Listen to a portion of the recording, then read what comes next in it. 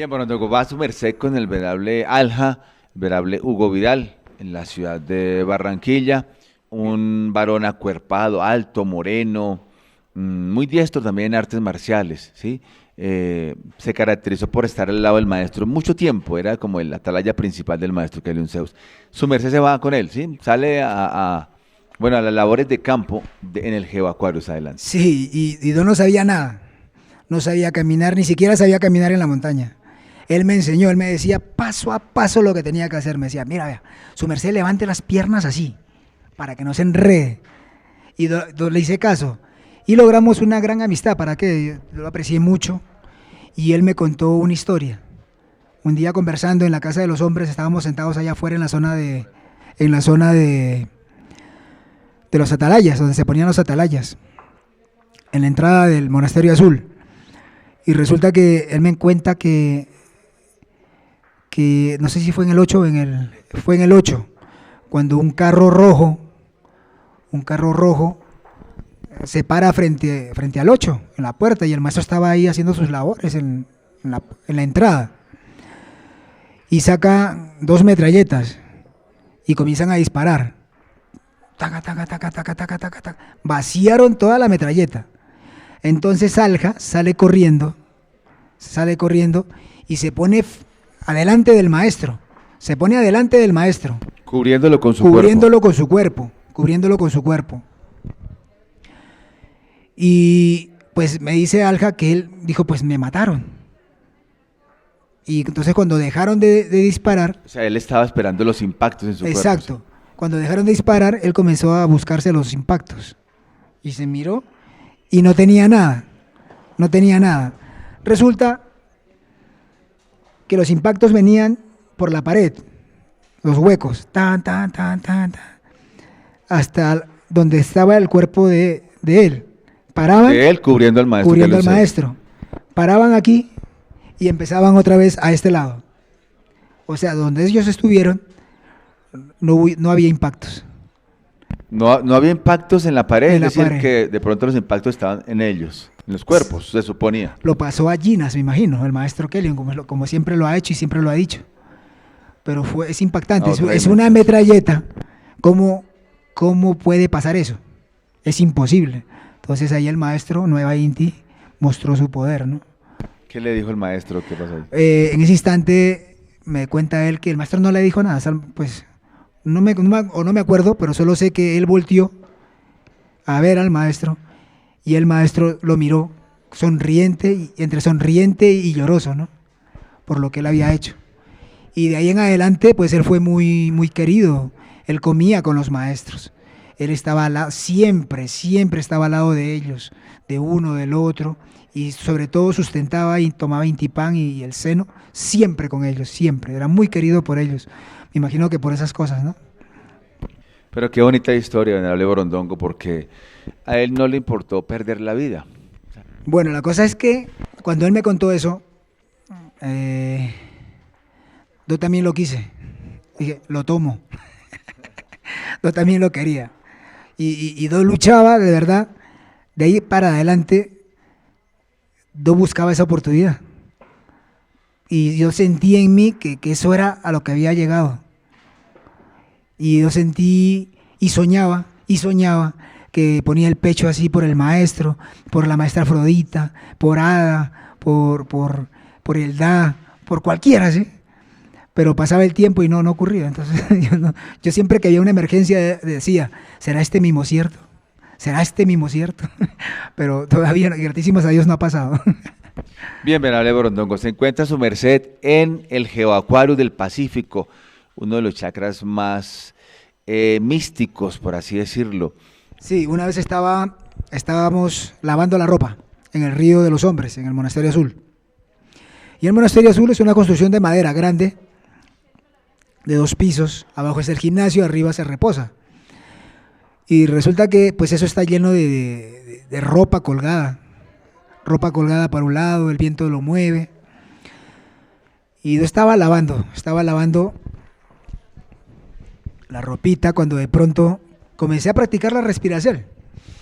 Inhalaba por la nariz, exhalaba por la boca, inhalaba por la nariz constante. mientras lavaba la ropita. Atrás de mí habían dos Evas. Esas dos Evas también estaban lavando. Yo estaba sumergido como hasta la cintura. Ellas también, pero por el otro lado. Cuando de pronto yo seguía con la práctica de la respiración y ¡pum! Salí de esta realidad. O sea, ¿salió en cuerpo astral o Pues prácticamente le dejaron ver? Me dejaron mirar. Ya. Y entonces La otra dimensión que en realidad existe. resulta que uno tiene que moverse despacito. Si te mueves muy brusco, pues se pierde, se va. Y yo me moví muy despacito, comencé a girar y al mirar el monasterio azul, el monasterio azul no era esa casa de madera con la ropa tendida afuera, calzoncillos, no. Era un palacio de piedra, grandísimo, pero grandísimo es grandísimo. No creo que, yo no sé si, ¿qué sería?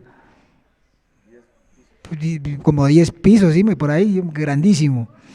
Y la ropa se había convertido en cortinas blancas, hermosas, que con el viento... De la realeza, por así decirlo. Sí, exacto, algo así. Y seguí girando y eso era hermoso, eso era como un castillo hermoso, grandísimo, con unos pilares gigantes. Pues entonces yo digo, pues la gente debía ser muy grande. Y seguí girando y resulta que las dos Evas que estaban atrás mío, ya no eran las Evas pequeñas, eran también dos Evas gigantes, grandísimas, con un traje blanco y con un cinturón dorado, amarrados a la cintura. Pero entonces como yo estaba todo raro, girando todo despacitico, ellas comenzaron a decirme, oiga, Jambo, ¿qué le pasa? A Jambo. Y yo, ¡pum!, me sacaron de la visera. Entonces les comenté, ay, qué pena, me dijeron, pero ya que... Pero eran lemures. Ahí también había una piedra donde se veían los dedos de un pie, ¿no? Los dedos del pie, gigantes, grandísimos. Y están muy visibles en el Acuarios. Es que, maestro, ahí existió una ciudad antigua. Bueno, en el continente Lemur. Creo que alguna vez hablamos de esto, ¿no? El venerable señor de Arribajo, el maestro Kelly Zeus, como el venerable señor de Arribajo, nos contó que allí existía una ciudad enorme llamada Greijesac, donde él entregó la doctrina. Bueno, allí estaba el Manuel Basguata, Noenra, varios enviados de Dios de aquella época, el maestro Kelly Zeus, el maestro Samael, y la gente no quiso hacer caso. Cuando empieza ya a desaparecer el continente Lemur, que la gente vio las catástrofes de aquella época, empezaron a decirle, maestro, sálvenos. Ya no tenían ni siquiera el potencial para decir que habían cambiado desde antes, que ya tenían por así decirlo, esa limpieza para poder ser salvos, pero tampoco no lo desconocieron, lo conocieron, lo reconocieron y pidieron ayuda. Y el maestro lo que hace en aquella época es dejar petrificados a todos estos seres allí en este lugar, a estos lemures. Por eso se convierte en un cementerio lemur, que pasan las diferentes razas, la Atlántida y otras, y llega a esta raza, y es cuando el maestro Kelly Zeus entra allí con el maestro Samael, la familia real, y empiezan a develar todos esos seres que quedaron petrificados allí, en el barro de ese lugar, porque allí hay mucho barro. Todos esos Mahatmas empiezan a entregarlos. Por eso la zona del Geoacuarios del Pacífico es un lugar donde nace mucho Mahatma. Venerable Borondongo, adelante, por favor, licencia. Sí, entonces tú ves a Bisel, los lemures fueron seres, como se acaba de comentar, y pasaron mucho más cosas. Una vez estaba algo de pronto cómico, ¿no? Me dio ganas de drenar. Y resulta que yo escuché, ni bien abrí los ojos, escuché... Como una serpiente. Como una serpiente. Y yo dije, pues vaya serpiente, hermano. Llegué a pensar. Entonces, bajé al primer piso donde estaba el gimnasio, no había nadie, la atalaya no estaba.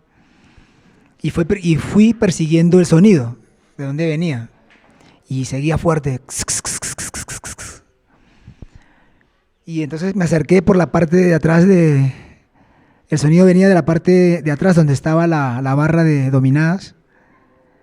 Y me fui acercando, el sonido aumentaba. Yo pensaba imaginarme una pitón enorme o quién sabe qué.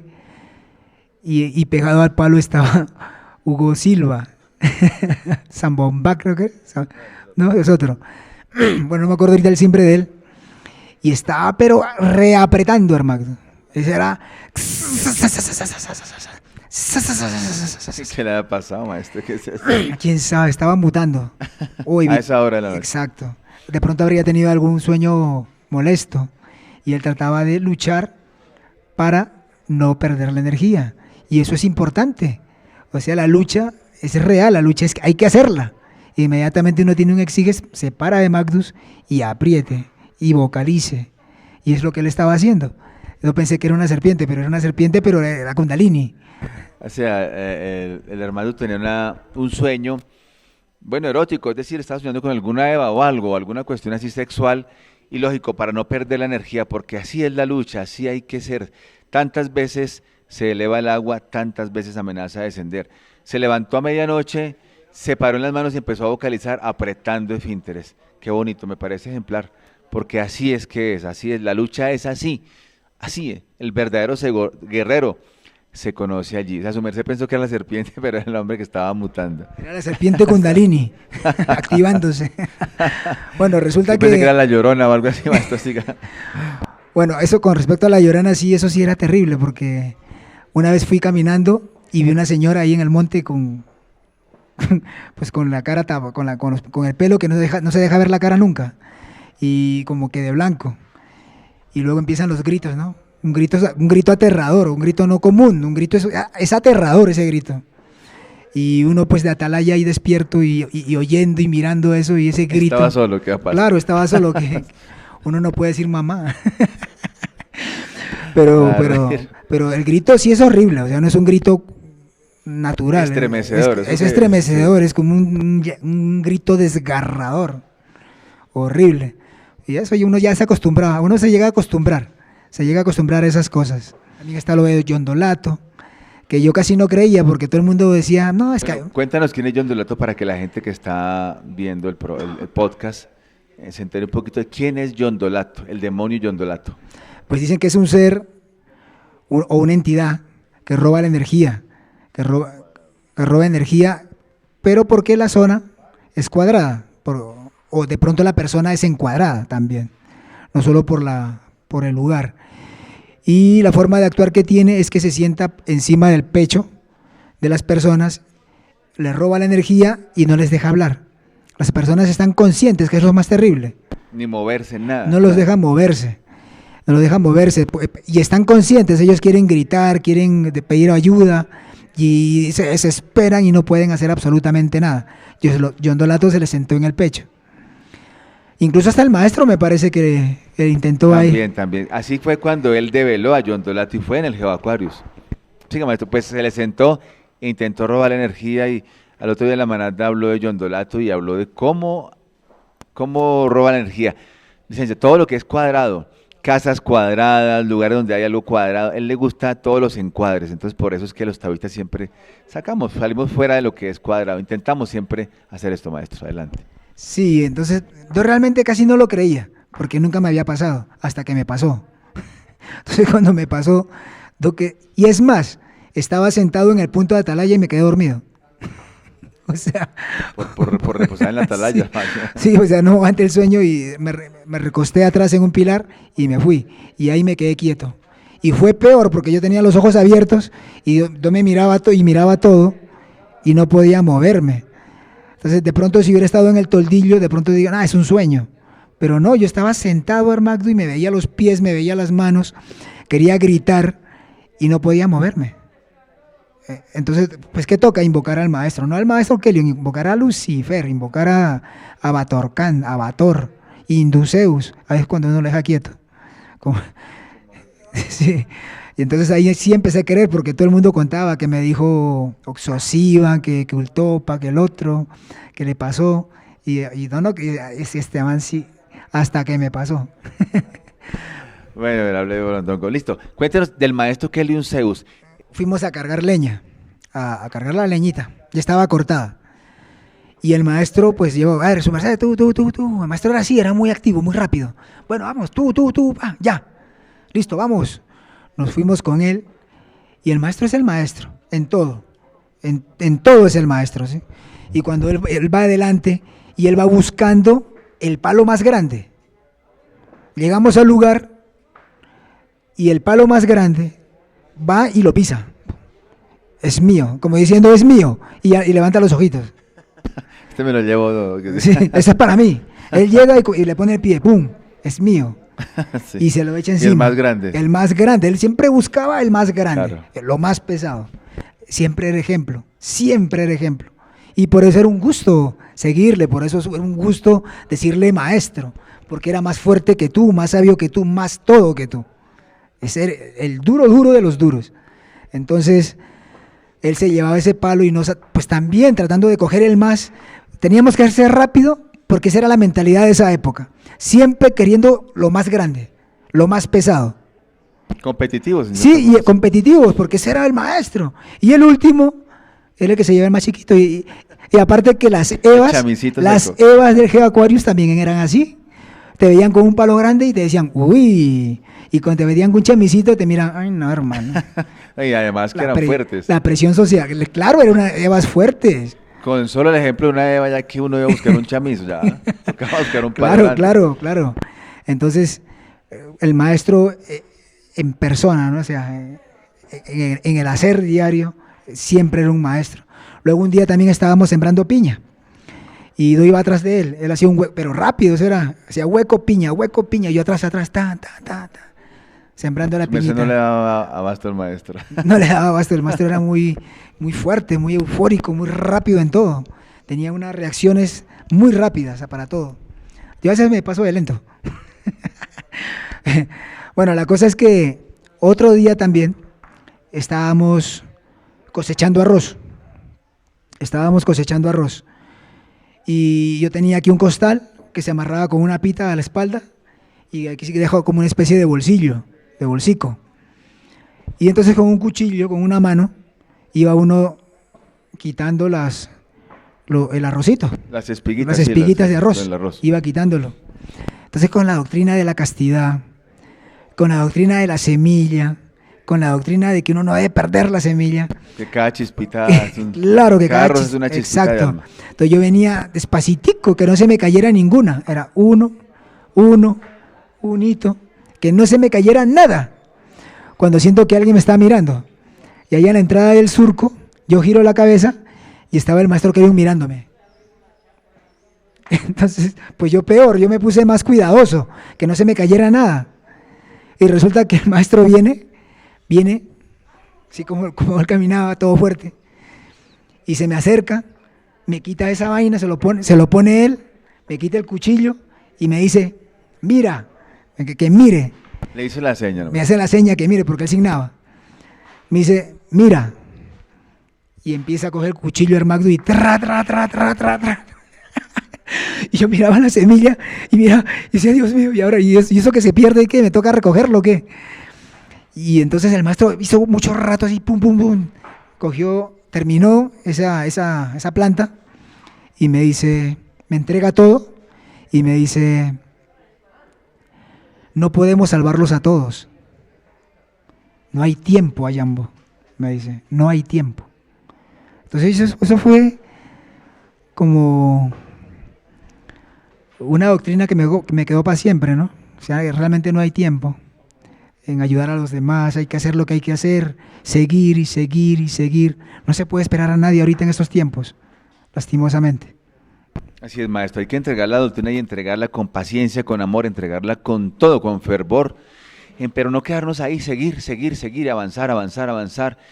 Y si un ser no agarra la doctrina, siga. Bueno, háblanos del centro de la GEA, que le tenía, algunos han hablado mucho del centro de la GEA o la Cueva del Tigre, sacada las tablas, maestro, de ese lugar, la ceba, el maestro, ¿cómo era eso, maestro? Había un señor que se llamaba Pablo, un negro enorme. Y una vez le pregunté, ¿su merced hace pesas? Y él me dijo, no, su merced solo corto con su máquina de cortar, con su sierra. Pero pareciera que hiciera pesas, nos daría envidia verlo, no dándole a las pesitas, y ese man solo cortando y tenía unos brazos y las venas le brotaban cuando estaba, Era un templo. Sí, grandísimo. Y ese man, pues no era taoísta, pues, pero era simpatizante y nos ayudaba. Él cortaba las tablas. Pero unas tablas, imagínate, de un árbol fino, recién cortado, o sea, húmedo, cargado de humedad, pesado. Yo me echaba 2 tablas. Pues, me echaba 2 tablitas. Y había gente que se echaba 4. El maestro se echaba 4, creo, 5 tablas. Chirleno se echaba hasta 3, creo yo. Chirleno era muy fuerte. Pero eso era al inicio, porque luego yo también ya comencé a cargar más, cada vez más. Fue progresivo, ¿no? Sí, es que dicen que las evas cargaban igual o más que los varones. Sí, por ejemplo, otro día tocaba llevar cemento para la Pelton. Y algunos echaban un cemento, otros echaban 2. Bulto. Un bulto, 2 bultos. Yo creo que Chirleno llegó a echarse 3. Creo que Guatmacún también. Creo que Gladico también.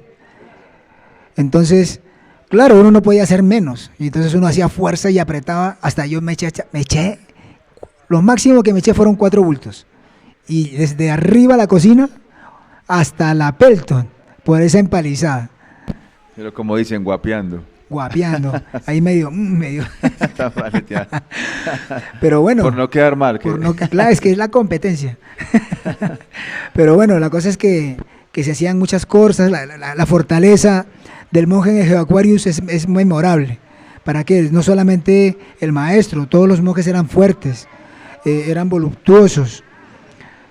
Y tenían ese ideal de elaborar más, de yo me cargo el palo más grande, yo me llevo 4 tablas, tú te llevas 2, yo me echo 3, si tú te echas un bulto de cemento me echo 4, o sea, una competencia sana, no envidia, sino sana.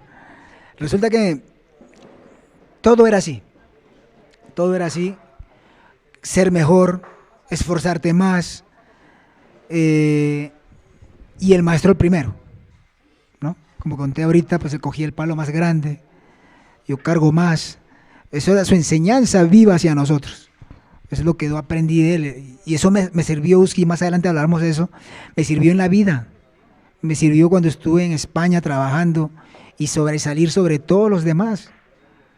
Físicamente, en la forma de actuar, que más adelante hablaremos de eso, pero toda esa enseñanza lo recibí del maestro, en persona, y me sirvió para toda la vida. Yo estuve en conferencias cuando llegué de gente que es que máster en no sé qué, que un boom en ventas en Toyota, y nos llevaban a la empresa allá en España para que nos diera cátedra. Y yo siempre pensaba, pero es que eso ya lo he oído, eso ya lo sé. ¿Quién me lo enseñó? El maestro Kelly. ¿Sí me entiendes? O sea, que lo dicen con palabras técnicas, que lo dicen más bonito, que es en Europa, que es no sé qué.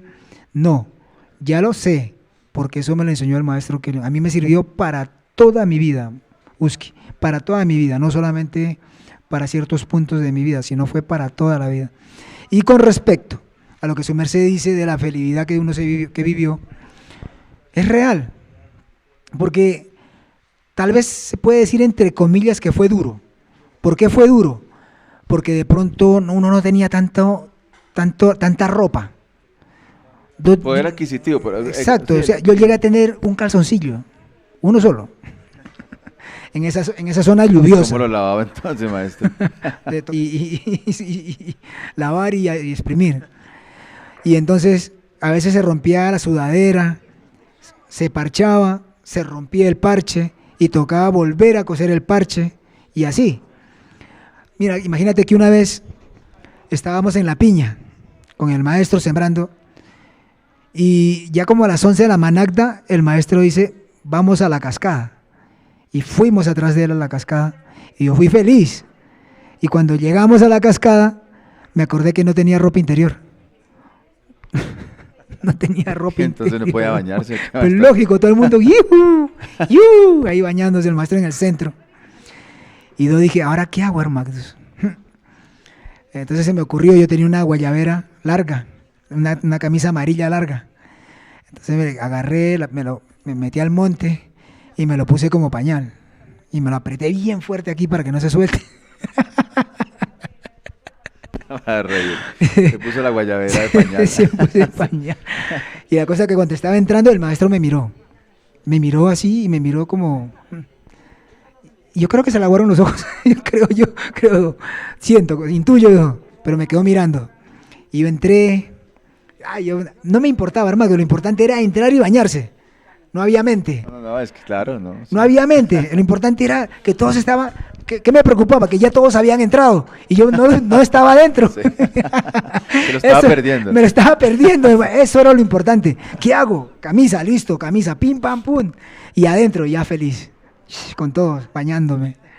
Entonces el maestro hacía algo. Él se metía en una cascada que era un chorro grande. Cuando llovía era grande el chorro.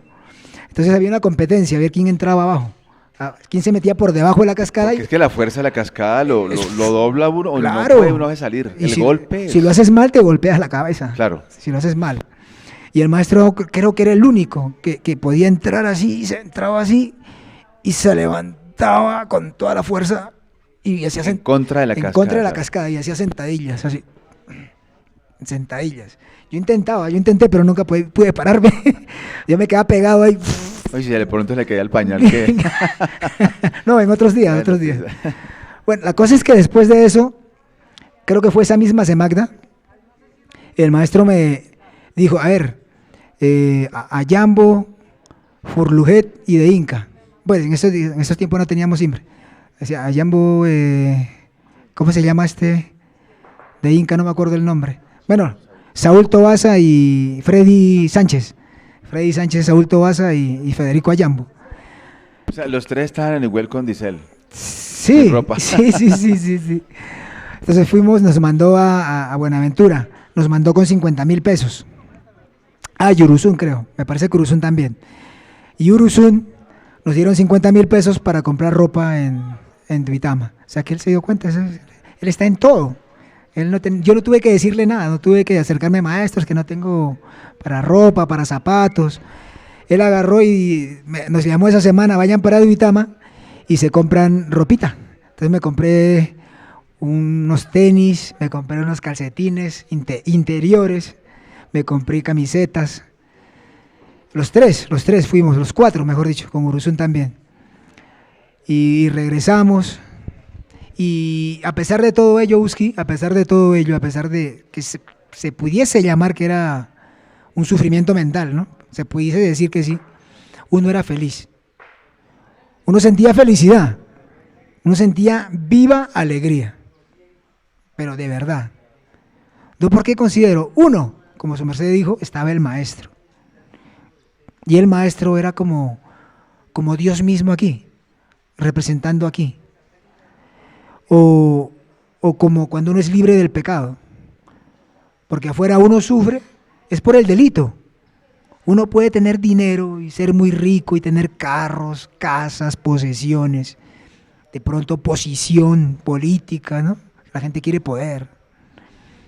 Pero hermano, usted ves frente al espejo y eres un puñetero esclavo. ¿Esclavo de qué? De tus delitos, hermano, de tus pecados, esclavo de tus yoes. Y eso, por más que tengas lo que tengas, eres infeliz.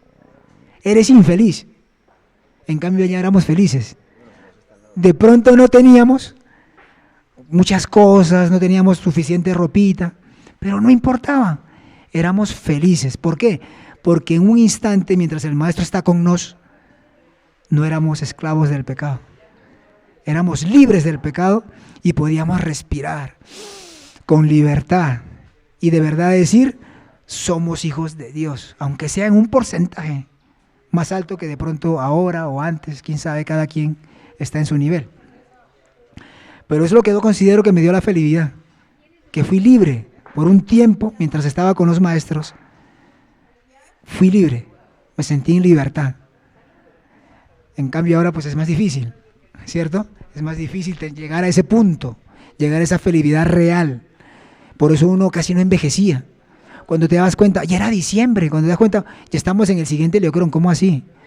Eso era como un eterno ahora, un eterno vivir, una eterna felicidad para mí. Cada quien tiene sus experiencias, ¿cierto? Por ejemplo, mi hermano vino, pero para él el maestro es una persona muy sabia y ya, no vio más. está ciego, ¿sí me entiendes? En cambio, para de pronto otros no. Para él, para nos, el maestro lo es todo, ¿cierto? El maestro coge un carro, como las Power, ¿no? Coge chatarra y los vuelve unos carros hermosos, potentes, que sacan otros carros con la winche. ¿Te acuerdas que se fue un carro y con la winche se sacó otro carro del barranco?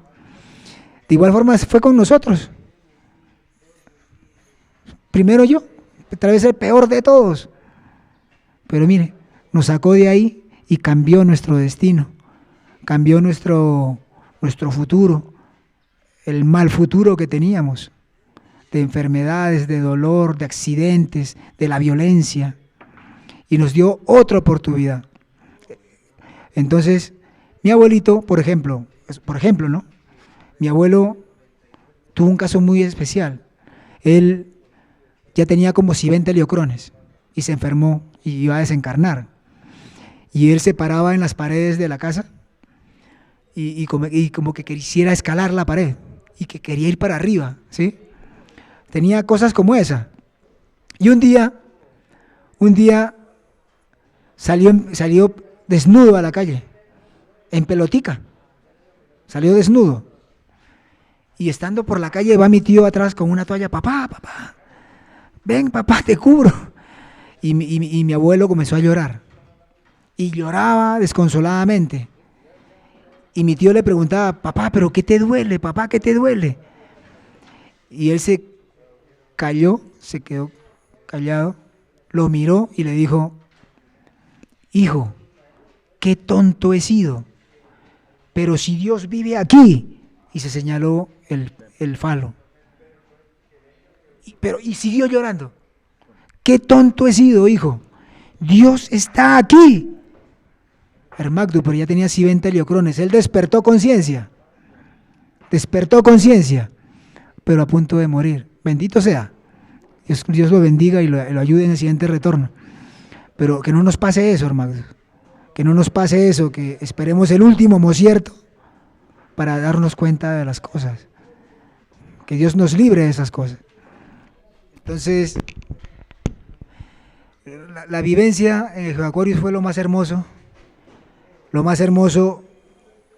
y no solo en el Geoaquarius, aquí también, ¿no? En el Sacroaquarius, la vivencia con los maestros, fue lo más hermoso que uno ha podido vivir en esta existencia. Lo más hermoso, lo que uno recuerda como un sueño a colores. Ya lo demás es vivir, pero las vivencias de verdad que señalaron mi vida, o como se dice, marcaron mi vida para siempre, son las vivencias con los maestros. Entonces, allá en el Geoaquarius pasaron muchas cosas. También pasó lo de la leishmaniasis, pasó lo de... había mucha malaria. Si no se tomaba lechita de arroz, empezaba la fiebre amarilla esa, la malaria, y la gente... Les dio malaria porque faltaban nutrientes, minerales. La leche de arroz suple esa menestencia y no da malaria, ¿sí es así? Exacto. O sea, el maestro siempre tenía la solución a las cosas, siempre. Entonces cuando yo recuerdo que contaban que cuando ellos llegaron, pues él mandó a tomar esas cosas para evitar la malaria, porque es una zona muy dura, endémica, y es la segunda zona fluvial más fuerte del mundo, después de Brasil. O sea que llueve muchísimo. Y es una zona solo para indios y negros, dicen, ¿no? Por ahí decían eso, solo para indios y negros, porque los blanquitos no aguantaban y tocaban que irse. Incluso contaban que fue Cartón Colombia o una empresa como esa. Entraron, quisieron hacer sus cosas, pero les tocó salir porque la malaria les dio muy duro y les tocó irse. Y entonces, para solucionar eso, el maestro, como siempre, lechita de arroz. Entonces, sembrábamos el arroz nos mismos y íbamos al río, lo limpiábamos en el río ahí descalzos entre un grupo de varias personas, y limpiábamos la raíz, limpiábamos todo y lo dejábamos listo para que en la cocina lo molieran. Lo picaban previamente, bien picadito, se molía, se echaba en agua tibia, no hirviendo, en agua un poquito caliente, se echaba meladito, se A veces le echaba un poquito de arrocito para que quede más espesito y quede mejor de sabor. Y eso era muy diurético, muy especial para curar los riñones, para subir el sistema defensivo y por ende pues uno podía soportar ese tipo de epidemias. Y cuando el maestro se fue, me acuerdo, cuando el maestro se fue del GeoAquarius, yo fui de Misel, regresé, por un tiempo la gente quiso comer rico, entre comillas, rico. Y comenzó a preparar más sancochito, ya no leche de arroz, otra cosa aparte de la leche, y comenzaron a caer uno que el otro. Y entonces, no señor. Y cuando pasaron el forme al maestro, lo primero que preguntó, ¿están tomando leche de arroz? Pues no, maestro. Pues sí, entonces, la culpa pues de nos mismos. Entonces, era importante la leche de arroz. Era vital la leche de arroz en esa zona. Pero algo de la maestra Afrodita. Sí, la maestra Afrodita era un ser muy fuerte, física inti fuerte. Hombre, para soportar al maestro querido, ¿no? Bueno, la cosa es que siempre estaba haciendo sacrógesis, siempre estaba haciendo sacrógesis. Y resulta que una vez estaba en el gimnasio. Yo cuando llegué, como les comento, pues yo era de ciudad, yo nunca había hecho una dominada en mi vida. Y una vez me invita a Uruzún a hacer dominadas. Yo fui a la casa donde estaba él y ahí tenía unas barras con madera hechos por él. Y él hacía como 10 y no podía hacer 2, no podía hacer más. Llegaba a 3 a las justas, o sea, poniéndole todo el ahínco y todo el esfuerzo, hacía 3 dominadas y temblando ahí. Y al otro día no podía comer, eso me temblaban las manos para levantar la cuchara. Entonces imagínate, no tenía esa costumbre, yo hacía flexeles, otras cosas, pero dominadas nunca había hecho. Es muy duro. Pero entonces practiqué y me puse a la par de Uruzún. Uruzún hacía 10-12, yo también, yo seguí hasta hacer 10-12. Entonces ya me sentía fuerte. Hombre, el cuerpo estaba cambiando, lógicamente, el cuerpo se ponía más pechoncito, más palomito, ¿no? Y entonces, y muchas sentadillas. Eso sí hacíamos para calentar 200, 300, solo para bañarnos. 300, 400 sentadillas, 1000 sentadillas, solo para ducharnos y ya, en un ratico. Entonces las piernas también eran muy fuertes. El maestro nos dirigía a los acrógesis allí en la parte alta. Él cogía un eje haciendo bíceps y nos decía, a ver, runa tal, flexión teta padre. En esos días no era teta padre, era cobras, andinas, flexión común. Él nos enseñó, me acuerdo, la rutina de cachorro de león, que es bonita. La rutina de cachorro de león son 4 series de flexión común. 4 series de flexión común. De lo que uno pueda, ¿no? 10, 15, 20, 30, 40, lo que su merced pueda. Y hace 4 series de esa serie, de flexión común. Luego 4 series de flexión cobra. Flexión cobra. O ahora, ¿cómo lo conocen? Teta madre, creo. Flexión cobra o teta madre. Teta madre, sí. Teta madre. Luego de esa, flexión andina, bien hechecita, que eso el maestro lo enseñó, lógicamente, él mismo. Que es teta hijo, es flexión andina o teta hijo. Luego de eso, seguía diamante, que es así, sí, como hacer un diamantico con los dedos juntos y poner el pecho. 4 series también. Luego de eso, hacer palmas tríceps. Se llamaba palmas tríceps. O sea, lo más estirado que puedas y baja los codos. 4 series también. Y el último, la séptima, es con puños tríceps. Pones los puños y baja los codos, estirado, ¿no? En el suelo, estirado. Y es muy buena para que eso, ya con eso uno coge cuerpo de fisiculturista. El maestro dijo que si uno lo hacía con juicio y cada vez ascendiendo, tal vez 10, después 15, después 20 y ascendiendo, uno podía competir con un fisiculturista. Está buena esa rutina, ¿cómo se llama? Cachorro de león. Cachorro de león. Sí, señor. Cachorro de león. Sí. Y les tocaba hacer, claro, lógico. Claro, él antes nos, del él nos sustento, algo. dirigía mientras él hacía con ese eje de un 600, hacía bíceps. Y él mirando a todos. Claro, y él mirando, pues uno hacía más. Uno quería hacer más. Claro, el presente ahí. Y con respecto a la maestra Afrodita, una vez estaba yo en el gimnasio y fui a hacer las barritas. Y entonces estaba haciendo las dominadas y estaba haciendo mis 10 dominadas. Yo contento con mis 10, 12 dominadas. Y sacaba pecho y miraba a todos, ¿no? Uy, este man es fuerte, hermano. Cuando yo estaba ahí con un grupito. Su merced mismo se creía fuerte. Sí, hasta yo el mismo me instante. creía fuerte, sí. Y resulta que en ese instante llega la maestra Afrodita y me dice, Ayamo, ¿me das permiso, licencia para, es que ella era muy humilde, hermano. Me dice, ¿me das licencia para hacer? Digo, claro, maestra, pero me termino la última, maestra. Hágale, me dice, yo hago mis últimas frente a ella para que vean. 10 dominadas, bien hechecitas. Cuando empieza la maestra, Magnus. Empieza, se acerca, calienta los bracitos. No la hace abierta, ¿no? Pues como las cebas, a la anchura de los hombros. Y empieza con el agarre, hacia adelante. 4 series de 33, papá. 4 de 33. 4 series de 33. Terminó una, descansó la segunda. La segunda. Descansó un poquito la tercera. Descansó y 4 series. Luego con el otro agarre, al revés. Con el otro agarre. 4 series de 33. Yo le contaba 1, 2, 4 días. Ay, no. Sí, se mira bruto, yo lo que me sé. quedé aburrido. La maestra es muy fuerte, hermano. Y no quedó ahí. Ahora agarre cerrado. Manos juntas. Primero este agarre con las manos juntas, ya no abiertas, sino con las manos juntas. 4 series de 33 y 4 series de 33 con las manos juntas. Gratísimas. Y se fue. Se me quedaron aburridos, imagínense. Pues no quedé más aburrido. Dije, no, pero ni siquiera he empezado, dije yo ni siquiera he empezado, no.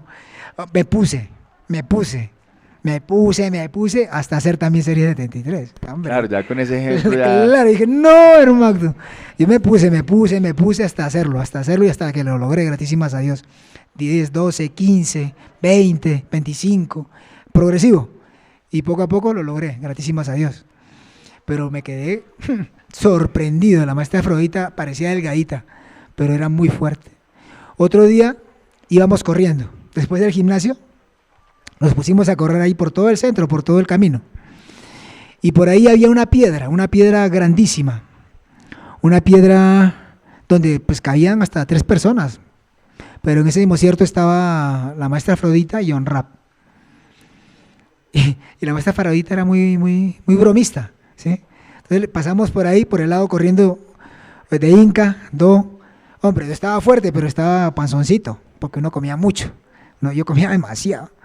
Entonces, siempre estaba con los gorditos, pero fuerte, de pecho y brazos, todo eso, ¿no? Y entonces la maestra nos mira, corriendo éramos como 4, me parece.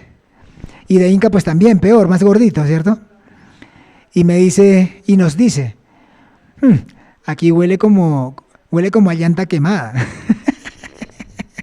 Decía la maestra, aquí huele como a llanta quemada, porque estábamos como gorditos, Sí. de barriga, ¿no? Bueno, la cosa es que fuimos hasta la entrada, hasta el portón rojo, regresamos, y yo me iba ya a bañar. Ya me despedí de los manes, ellos se fueron cada quien a bañarse. Yo venía para donde vivía, y tenía que pasar por ahí. Y me dice, venga ya, acompáñanos a hacer abdominales. Ella estaba haciendo abdominales ya, y iban sudando ya iban sudando, con un rap, concentradas. Entonces me dice, hágale, Ayambo, cuente. Y yo pues eran las medias abdominales para arriba, pero más hasta arriba, no corticas, sino completas. Y bueno, yo empecé a contar, 1, 2, 100, y ya la miraba la maestra, 200. Esperando que dijera pare. Sí, 200, lo comencé a mirar otra vez, 300, y la miraba, y yo, hijo, madre, 400, uy, y yo en los 600, yo ya estaba como temblando, ya subía como, ya es muy esforzado, ¿sí? Y yo la miraba, las maestras iban muy concentradas, Onrap y la maestra Afrodita. Y yo estaba haciendo, y como me vio que ya estaba temblando, después de los 600, me dijo, vaya y se baña rápido, y se baña y va a sustentar. Le digo, listo, está gratísimas. Y me fui. Mire, me fui a bañar. Me relajé un poquito en la cama. Me estiré así un poco. Me demoré lo máximo que pude y volví por ese camino. ¿Qué crees? Todavía están seguían haciendo el Hermagdo, seguían haciendo. Me fui hasta la casa, me duché, me relajé, me estiré un poco los músculos, me estiré en la cama, me cogí mi menaje lo más lento que pude, vine suavecito y seguían dando el Hermagdo. ¿Se te imaginas eso? Si yo lo hago y estuviéramos marcados, Suski, estuviéramos ya, pero con eso remarcadísimo, si fuéramos capaces de esa cantidad de abdominales. Pero bueno. Qué especial la maestra Afrodita siempre con ese sagrado ejemplo. Todos, maestro Kelly Zeus, maestro Samael también. Sí, y en el GeoAquarius fueron los procesos eran las cobras. Las cobras eran, yo te puedo decir que eran como de puente arriba a puente abajo, o tal vez más. Como un kilómetro y medio, sí. Siempre kilómetro y medio sobre licencia, haciendo 1500 metros. Cada cobra, pongámosle cada cobra se vaya 1 metro, más 2 metros. Por ahí 1,5 metros. O sea, 700 y pico cobras, ida. Y la vuelta, y las vueltas de castigo, porque eso no era una vuelta, dame 3 vueltas, no, dame 15 vueltas, castigado con 15 vueltas. Yo todavía estoy debiendo 28. Pues como el maestro se fue y todo, me mandaron de mi cel, él me dijo que le pagaba cuando volviera. Pero cuando volví ya no estaba. Pero entonces me quedé con esa deuda, 28 vueltas. Pero, hombre, cuando nos tocaba hacer, íbamos en grupo. ¿Su merced cuánto debe? Tanto. Pues vámonos, y nos acompañábamos. Lo bueno era que podíamos hacerlo dividido, o sea, no 30 vueltas, no las 30 seguidas, sino un día 5, al otro día 10, que el tiempo te diera. Entonces, pero eran bastantes, Hermagdo. Eso no es. 2 días me puse a hacer cobras de puente abajo hasta el portal. Ay, Hermagdo. Eso fue terrible. Eso me acalambré por aquí. El cuerpo lo siente. En esos días estábamos muy hidrogenizados, estábamos muy fuertes, física íntima muy fuertes. Mirale, Brondongo, del recibicierto del día, lo que nos quieras contar. Porque allí se empieza, el maestro entrega las runas del recibicierto del día, la plegaria al Todopoderoso, a Dios, con el cuerpo. Sí, y el recibicierto del día es muy hermoso. También la mística de pronto se está como dejando a un lado, ¿sí? Y se está perdiendo tal vez el valor de las cosas. Y no es bueno, porque el recibicierto del día, cuando se hace con toda la entrega, cuando se hace con toda la fe y el deseo de lograr ascender tu energía, pues tú logras muchas cosas. Mire que una vez, por una emergencia me parece, nos mandaron por una montaña arriba y caminábamos y nos tocó regresar y nos llegó la amanecida, o sea, nos agarró la amanecida caminando y ya estábamos cerca del templo. Y estábamos en una montaña arribita y se escuchaba esa magnificencia, Hermagdo. Es que oyéndolo en la naturaleza, oyéndolo desde ese punto de la montaña, era hermosísimo como la gente vocalizaba, Amsa, Amsa. Era magnífico, era como ya porcel de la misma naturaleza. O sea, no peleaba con la naturaleza, más bien observaba la belleza y el poder de la naturaleza misma, congeniaba, equilibrado, ¿sí me entiendes? Era hermosísimo, la sensacel de esos gritos, de esa fuerza, de esa energía que se sentía cuando hacían el recibicierto del día. Pero la diferencia, ¿cuál era? Tú cuando mirabas a los rostros estaban concentrados, estaban haciendo lo que estaban haciendo, subiendo su energía. Había más misticismo, más amor, más deseo de verdad de lograr lo que tú estabas haciendo. De pronto te tocó sacar sacresonel interno en la selva, porque habían tigres, había de todo, por ahí contaron, maestro. Eso, una vez nos eligieron para hacer eso, nos pagaban a cada uno que iba, les daban un porcentaje, lógicamente. El maestro es muy, muy justo. Entonces, es un esfuerzo muy grande. Es meterse a la montaña, romper montaña. No sé si alguien lo ha hecho, no es fácil, es duro romper montaña. Romper una montaña que nadie ha podado, que nadie ha cortado. Es muy duro caminar por ahí. Y nos tocaba subir, buscar el palo, que es un palo muy grande. Se le hacía, se trataba de no lastimar tanto el palo.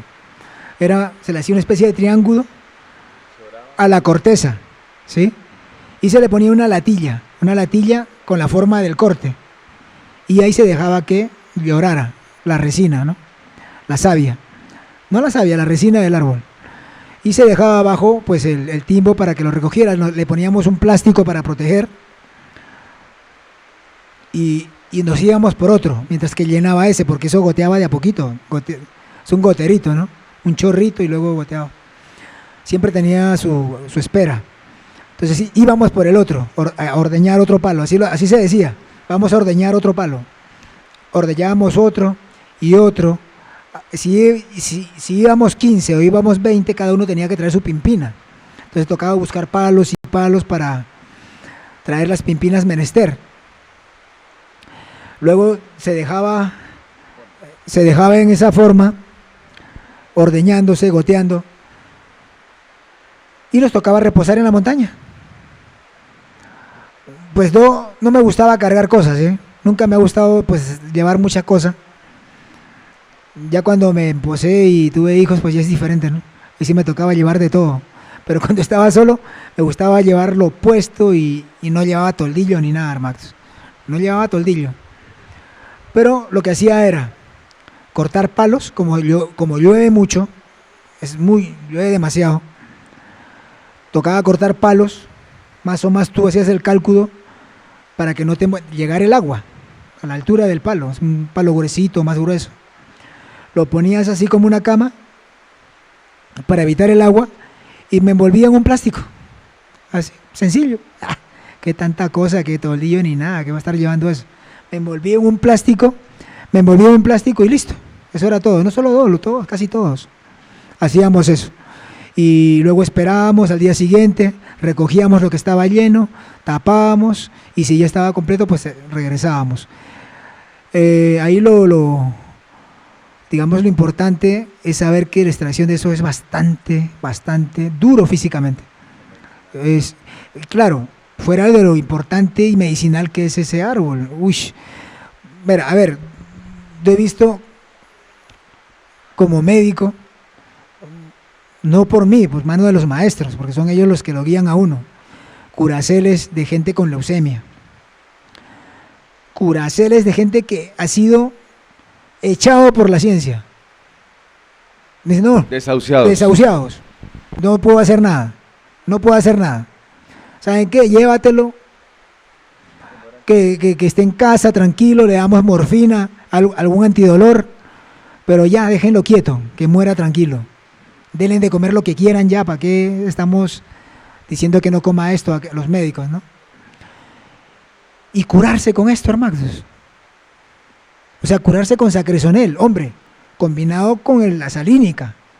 La combinación salínica-sacresonel es un milagro viviente, hermano.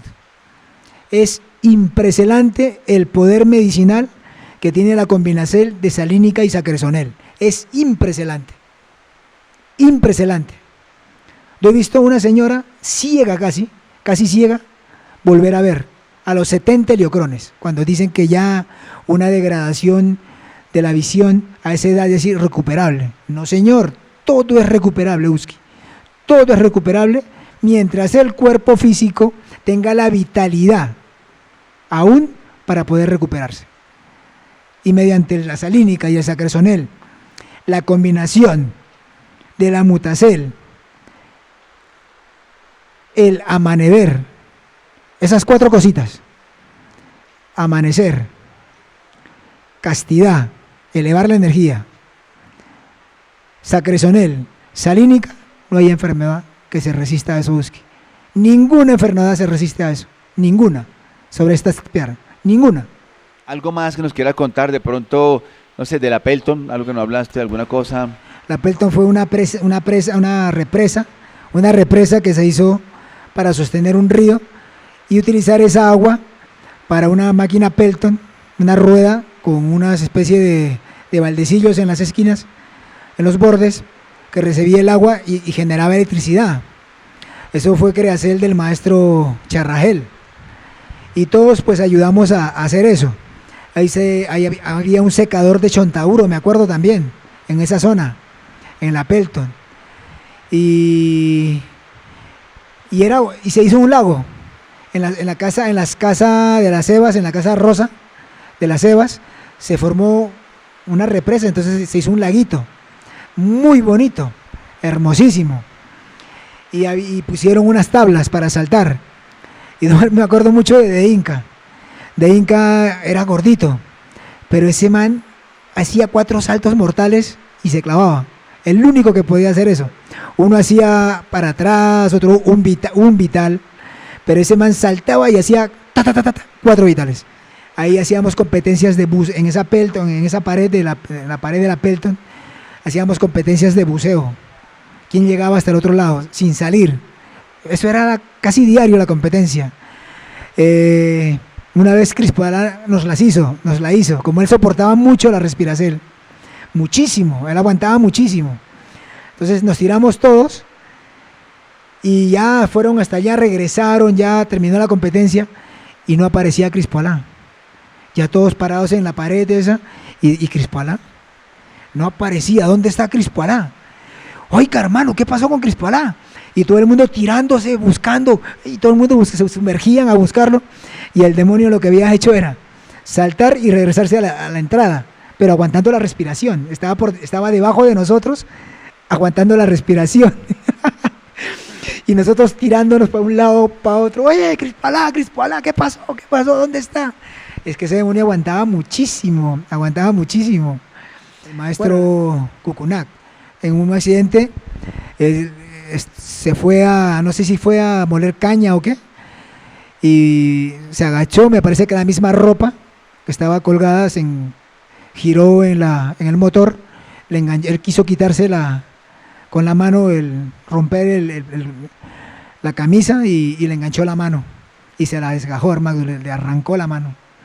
Yo creo que la maestra Gonumaya lo contó, pero entonces lo que quiero añadir es que me contó el mismo Cucuna que estando en el hospital, 3:30 de la managda, él cogía su manito arriba, cogía su pote de suero o lo que le estarían poniendo y hacía sentadillas, hermano. 3:30, 4 de la managda.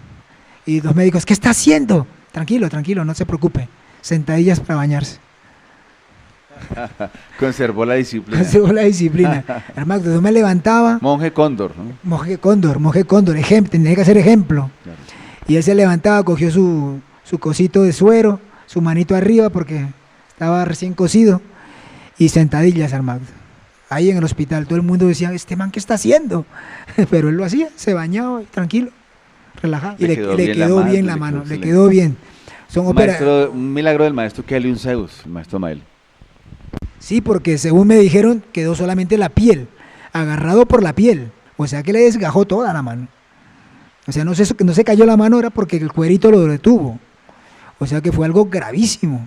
Y eso fue un milagro que pasara eso y que volviera a ser usable esa mano. Es un milagro, hermano, es un milagro.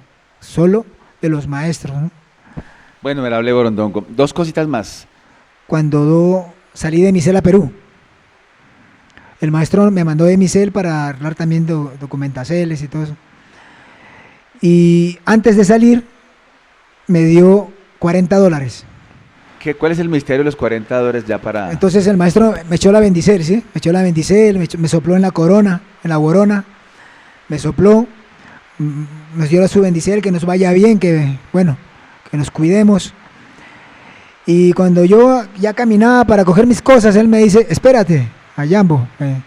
Le digo, señor, coge un sobre blanco y echa $40. Me dice, dale esto a tu mamá, me dijo. que le diera a mi mamá. Le dije, bueno, maestro, gratísimas. Yo lo cogí, salí del templo, llegué a casa y mi mamá me recibe, ¿no? Claro, al verme más grande, más fuerte, pues ella le gustó verme, le dio mucha alegría, ¿sí? Le dio mucha alegría verme.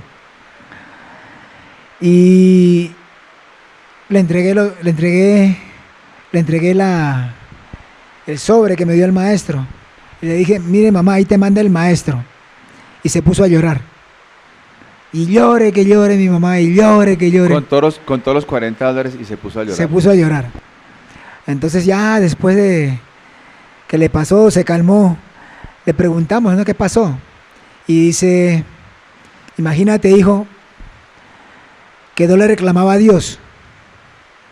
No le decía a Dios, me tienes que pagar a mi hijo. Me tienes que pagar a mi hijo. ¿Por qué? Porque yo me fui al templo y ellos no sabían nada, ¿no? Y ella le reclamaba. Dice, yo le reclamaba, pero brava. Ay, Dios, me tienes que pagar a mi hijo, me lo tienes que pagar. Y el maestro me da una plata para pagarle. Bueno, maestro Borondongo.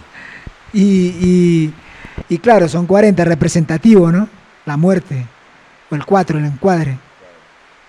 Me sacó de la muerte. O sea, y le dijo a mi mamá, tome, ahí está, ahí le voy pagando. Claro, así como su merced iba en ese lugar tan terrible, lleno de violencia, con esas malas amistades, que es el común, tarde que temprano, como dice el maestro, más temprano que tarde, de pronto iba a quedar por ahí, desencarnar en una pelea, una riña, en algo, por defender de pronto cosas tontas, pasajeras, de pronto fuera por algo grande, pero por defender de pronto, sí, un supuesto territorio, una riña, una bronca. No, maestro, eso no es, maestro. Sí, entonces mi mamá dijo, uy, ella respeta mucho, ella desencarnó también, pero ella siempre respetó la doctrina muchísimo y respeta al maestro. Él dice que el maestro es el maestro, o sea siempre tiene un senticierto hacia él muy bueno. Uh-huh. Bueno, gratísimas, venerable Borondongo. Estamos iniciando, estamos en el Geoacuarios del Pacífico. Tantas historias, tanto que hay que contar. Su merced se han dado cuenta, seres que están en la contonía de este podcast, que cada monje trae sus historias, sus vivencias, sus cosas bonitas. Y qué bueno.